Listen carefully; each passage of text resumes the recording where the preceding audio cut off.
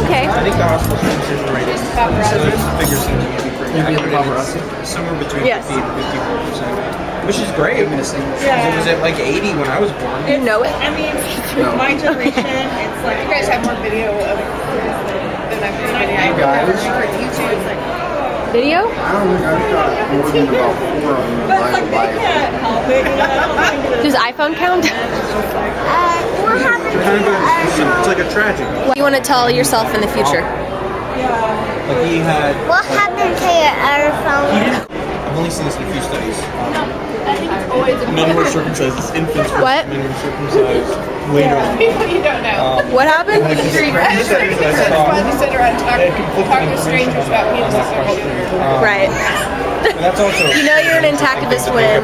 Yeah. And like, how does the brain Oh yeah. organize? Well, no, but there should be at least 10 people. There should be at least 10 people. He's fine. Hey, Scarlet. Are you having fun now? That shirt's way too big. I don't know why I put that on. Because it's funny. Maybe because he was screaming and I wasn't paying attention. Oh, that's probably why.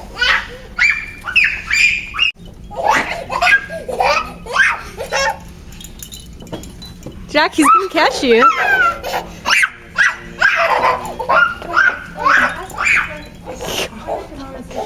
He's way Thank you so much for your hospitality. It's been really lovely. So this is the way the evening's going to go. I'm going to get off stage and stop yammering, and we'll watch my film, Cut, which is 70 minutes long. We will then have a question and answer session, and someone will be, I think Susanna will be going around with a mic. After the Q&A session, I'm going to show a 5-minute extended trailer for my next project, which I've been working on now for 3 years, called A People Without a Land, about the Israeli-Palestinian conflict. So having said that, I'll get off the stage now, and we'll proceed to the first part, to watching the film. Typically, it's like a big affair at a synagogue or something, and there's lots of people, and I've never been this close before. But in this particular instance, I was actually given the honor of being the sandek, which is the person who holds the baby at the birth. So I'm holding the baby, and the mohel, the guy who's doing the cutting, he bends down and he makes the cut, and then he bends down, puts his mouth on the baby's penis, sucks, comes back up, and there's a little bit of blood on his beard. And I had never been aware of that part of the practice, and I had never seen anything like that, and it sort of shocked me in a very profound way. And at the time I was starting to think critically about a number of Jewish issues, but that sort of visual image that was seared into my mind of the blood on the mohel's beard, that's what really got me into it. I subsequently went to medical school and started sort of looking into the so-called medical benefits. I didn't think much of them. And then when I left medicine and decided to become a filmmaker, I thought it would be a really interesting film. So that was my journey. How come you didn't show that part in the video? Was that... The mitzitza, right. Okay, so it's the ritual is called mitzitza. A traditional Jewish circumcision is 3 stages. Mila, which is the cut. Priya, which is the tearing away of the mucosa. And mitzitza, which is the suction. Now, that's in a sort of traditional bris, that's what happens. And in the Orthodox world, some people still do the oral to genital suction, but it's not done by everyone. When the germ theory of disease came around in the late 19th century, people started understanding that babies could get infected by direct oral to genital suction, and so a lot of rabbis legislated that people use a sterile sort of tube or pipette in between the mouth and the penis, and a lot of Orthodox Jews do it that way. Not from any Jews that I know. So Brit Shalom is it's a movement that people are trying to get off the ground, and it's practiced by Jews who are bothered by circumcision. And although we're a vocal crowd, We are not legion by any stretch of the imagination. And you'll oftentimes read in articles about sort of the declining numbers of circumcision, or there's some articles that come out in the press about, fewer Jews are circumcising or things like this. And my feeling about this is that it's those stories in the press tend to sort of exaggerate that phenomena. I think Risholim's a fantastic idea, and I've never had the honor of participating in one myself, but it's very rare, and it's very marginal, and very few people outside of the sort of intactivist world even know about it. So yeah, it's not, it's practiced by people of conscience. Really one from the other, except the reforms are a little more progressive than orthodox, that sort of thing. Is there any particularly effective way to breach this subject with them? Thanks for your question. I just want to say that I really appreciate your sensitivity. That's a really big and important thing when talking to Jews about this subject. And there are intactivists who are not sensitive, and there are intactivists who are intentionally, or I would say negligently, insensitive about this. And that doesn't help anyone. So you're already streets ahead of some people, I could mention.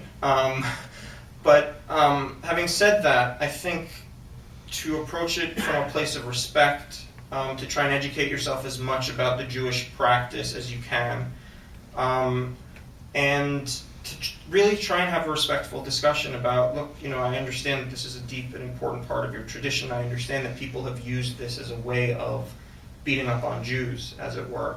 Having said that, there's still something that needs to be said, and let's try and have a conversation about this. If I may be so bold as to suggest that you maybe hand them a copy of my film or refer them to my website, but also at a certain point, and you saw Harry Meislin in the film, the No Circ, Illinois guy that I interviewed extensively. He said, that basically.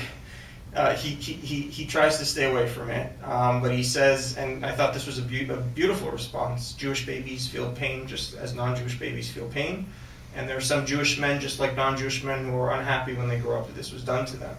And then, of course, there are a number of us, people who are opposed to this practice, who are out there and Jewish, and we're always happy to talk to anyone about this. I get emails actually pretty regularly from families in crisis about this subject, Jewish families who are sort of in a traditional community but are really bothered, and so I'm used to it, and I'm happy to talk to whoever you send my way.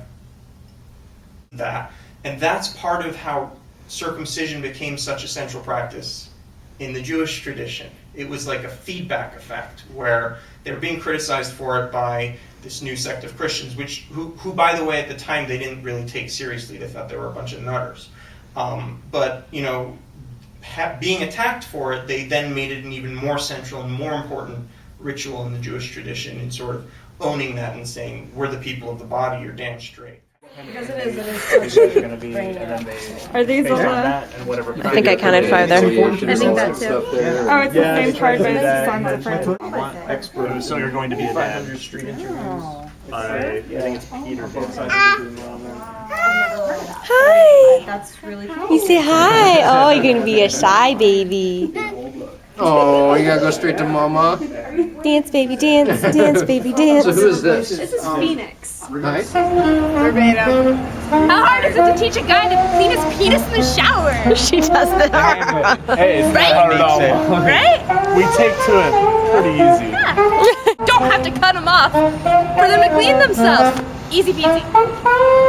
So how much is this? I have so many questions. I don't know why. So is this a topic that's near and dear to you, or are you just a film student who needed something to film? Well, I'm not a student anymore. I graduated art school in 2006. It's a topic that I've been thinking about critically since I was a teenager, because I had an experience actually holding a baby while he was being circumcised, so I had like a sort of close proximity to it. Yeah. And then it was also like a really interesting idea. It's an interesting example to me of a situation in which an element of the Jewish tradition is so clearly unethical to me.